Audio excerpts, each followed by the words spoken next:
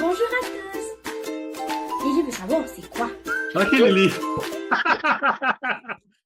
Bonjour Sylvie, Bonjour Lily Rose! comment ça va? Moi, ça va très bien et toi? Oui, moi ça va bien. Merci d'être là avec moi aujourd'hui. Ouais. J'ai vu ton documentaire, puis c'était vraiment très intéressant. Ah, merci, merci d'avoir pris le temps de le regarder. C'est important, hein, pour se préparer, de prendre l'information sur nos invités. Alors, bravo, tu es très professionnelle. Merci. C'était un, c'était un documentaire qui était très important pour moi. Des fois, dans la vie, on vit des moments difficiles. Il y a des choses qui nous font pas toujours plaisir. Puis tu vois, moi, j'avais pris le choix de la fuite, de me dire: «Ah, ça fait partie du passé, ça fait longtemps, c'est correct comme ça».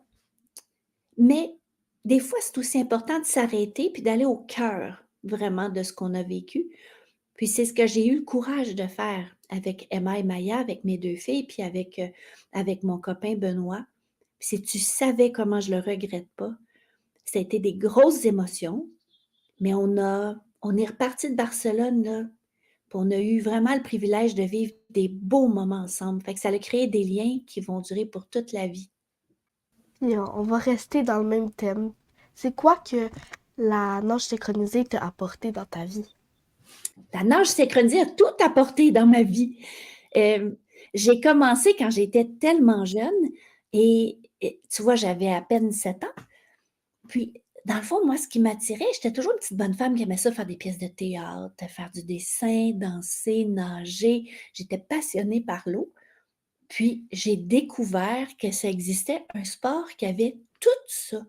Fait que pour moi, nager, danser, faire les maillots, les chorégraphies, de me retrouver avec des jeunes filles qui étaient passionnées comme moi, de monter des spectacles. Puis on s'entraînait fort, hein, on faisait quand même, déjà quand j'étais toute petite, beaucoup de natation, on faisait de la musculation. Donc ça, en fait, c'est venu affirmer qui je suis. C'est venu un peu donner, un nom à toutes les petites qualités que j'avais à l'intérieur de moi, tous les intérêts que j'avais à l'intérieur de moi, ça s'est regroupé dans un sport.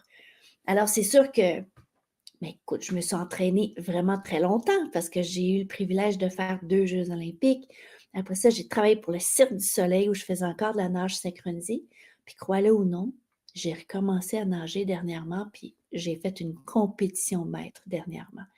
Alors ça te donne une idée, malgré mon âge, que j'aime encore beaucoup ça, la nage synchronisée.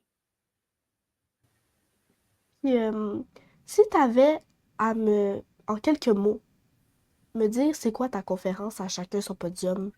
Mmh. À chacun son podium, c'est vraiment simple. Moi, je crois que tous les êtres humains sont extraordinaires parce qu'ils sont uniques. Tout le monde qu'on rencontre, tout le monde, tout le monde, tout le monde, partout sur la planète, on est tous uniques. Puis on a le droit de rêver. Alors pour moi, chacun son podium, ben c'est à chacun son podium. Donc, d'inspirer les gens à se définir un podium, à se définir un rêve, un objectif. J'appelle ça aussi des Barcelones parce que mes Jeux olympiques étaient à Barcelone. Puis de définir un Barcelone, là, puis de foncer. Quand on aime ce qu'on fait, là, les efforts, ils comptent pas. On dirait que les compromis, c'est pas aussi difficile. Ça tombe en place plus facilement. Puis une fois qu'on y a goûté, d'atteindre son objectif, d'atteindre son rêve, ben on n'a plus envie de s'en passer. On a envie d'en vivre d'autres.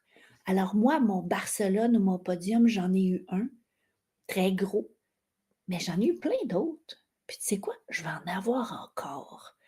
Mais l'important, c'est mon podium à moi. Puis c'est comment maintenant, c'est quoi le rêve que j'ai envie de mettre sur la plus haute marche de mon podium. Mais comme tout le monde est unique, on a tous des podiums différents. On a tous des rêves différents.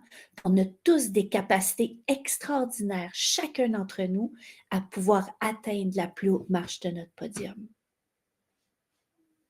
Puis comme dernière question, ma préférée, si t'avais un conseil à dire à l'enfant de 10 ans que tu étais, qu'est-ce que tu lui dirais? Oh, amuse-toi, ma belle, my God. C'est vraiment ça que je me dirais. Je pense que quand j'avais 10 ans, j'étais tellement sérieuse, ça n'a pas de bon sens. Je voulais tout réussir, j'étais perfectionniste, j'étais très, très, très timide. Je voulais pas déranger, mais je voulais comme tout contrôler. Oh my God, la vie est trop courte, faut s'amuser. Faut vraiment prendre le temps de respirer, de rire, de sourire. Vraiment, c'est ça que j'oserais me dire si je pouvais parler à la petite bonne femme de 10 ans que j'étais. Ben, merci Sylvie. Puis si vous avez aimé cette entrevue, ben, partagez, likez. Oh, Merci. c'est certaine que je vais le faire. Chapeau, ma belle!